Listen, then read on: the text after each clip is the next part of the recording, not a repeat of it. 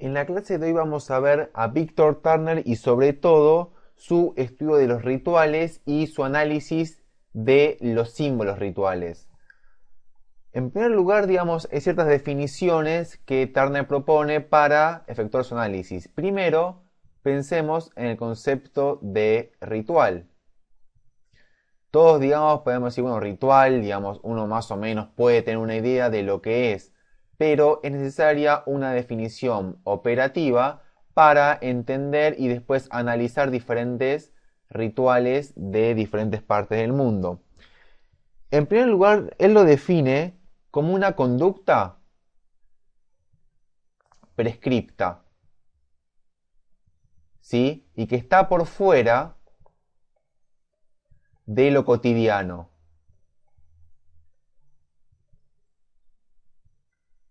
Y, digamos, cuando hablamos de lo cotidiano, también hablamos de la rutina, o sea, es algo extraordinario, por fuera de la rutina tecnológica de una sociedad. No hay rituales todo el tiempo, hay momentos extraordinarios en los cuales se establecen o se realizan rituales con un fin determinado, tecnológica. Bueno, como verán, aquí hay un acento que es necesario corregir. Vamos aquí, tecnológica. ¿Cómo se vincula lo ritual con lo simbólico? De la siguiente manera. Turner tiene dos significados de símbolo, maneja dos acepciones. Un sentido amplio va a ser de que el símbolo remite a lo desconocido, ¿no? Quizás como diría el psicólogo Carl Jung. Por otro lado, o asociado también a esto, el ritual va a ser la unidad, perdón, el símbolo va a ser la unidad mínima de un ritual. Es decir, que posee características rituales. Unidad mínima de un ritual. ¿Sí? Es a través del prisma que vamos a poner sobre cómo accionan o cómo actúan los símbolos para entender el ritual, porque siempre los símbolos están inmersos en un proceso, si no son estáticos, están en dinamismo, o sea, están inmersos en un proceso social. Entonces, digamos, siempre el símbolo en proceso o el símbolo en acción va a estar en un contexto ritual determinado. ¿Cómo es el análisis? En primer lugar, vamos a tener que diferenciar entre dos cuestiones. Entre símbolos dominantes y símbolos instrumentales. Símbolos instrumentales. ¿A qué se debe esta distinción? En lo siguiente, distinguen diferentes niveles. Estos obedecen a principios estructurales de la sociedad. ¿Sí? Son los más generales, estructurales.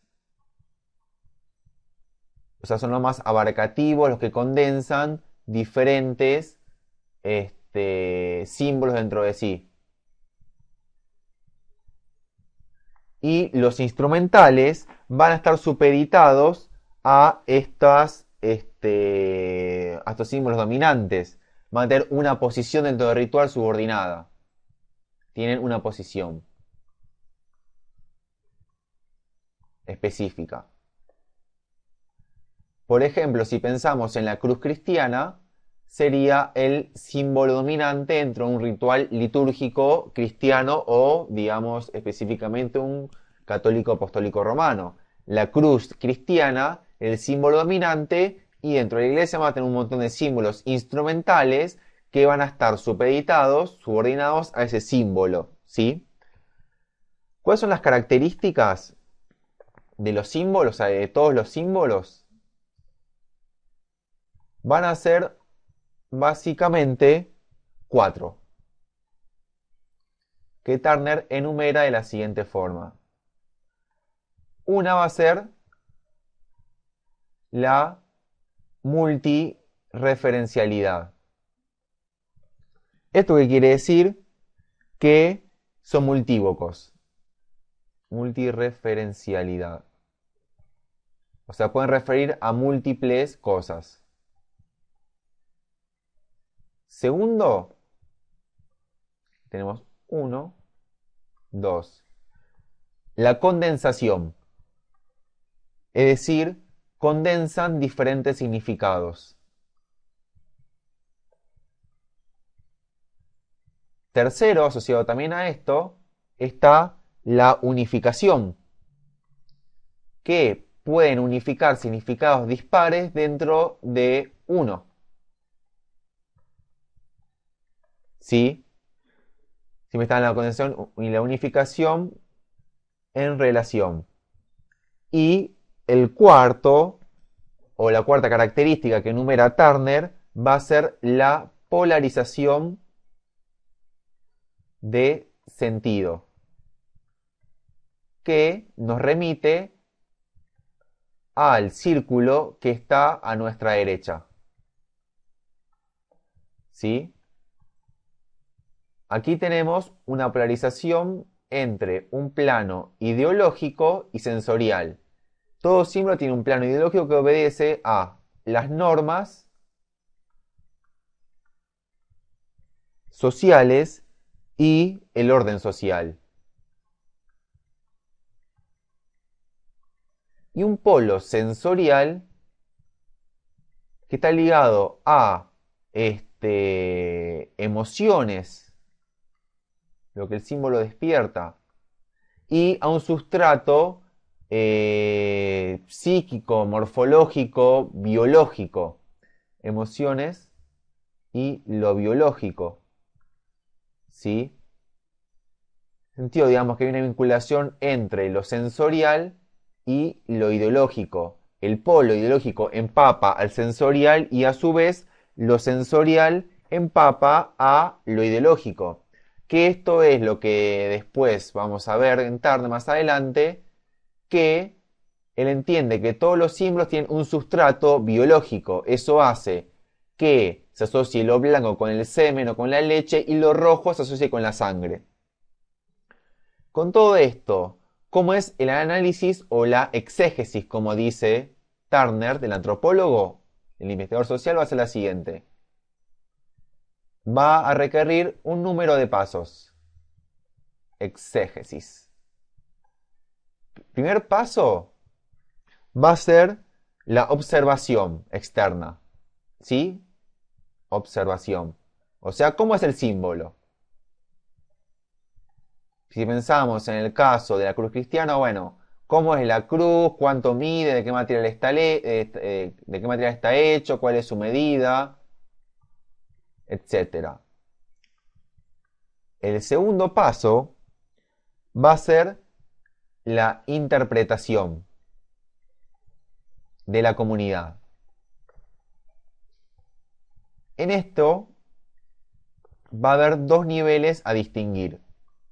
Por un lado, lo que piensan los sabios sobre tal símbolo, o sea, interpretación de los sabios, los sacerdotes, por ejemplo, y después la interpretación de la gente que participa, la gente común, digamos. Por último, una vez pasado el paso número 1 y el 2 desglosado en estos dos subpasos, el tercero va a ser básicamente la exégesis del antropólogo. ¿Sí? A partir de lo que le digan los sabios, la gente común y cómo el antropólogo observa, va a ver los principios estructurales a los que obedece el símbolo y qué conflicto está tratando de mediar ese símbolo. ¿Sí? Esto es lo que hace el antropólogo desde su condición de observador externo. ¿Sí? En esto consiste básicamente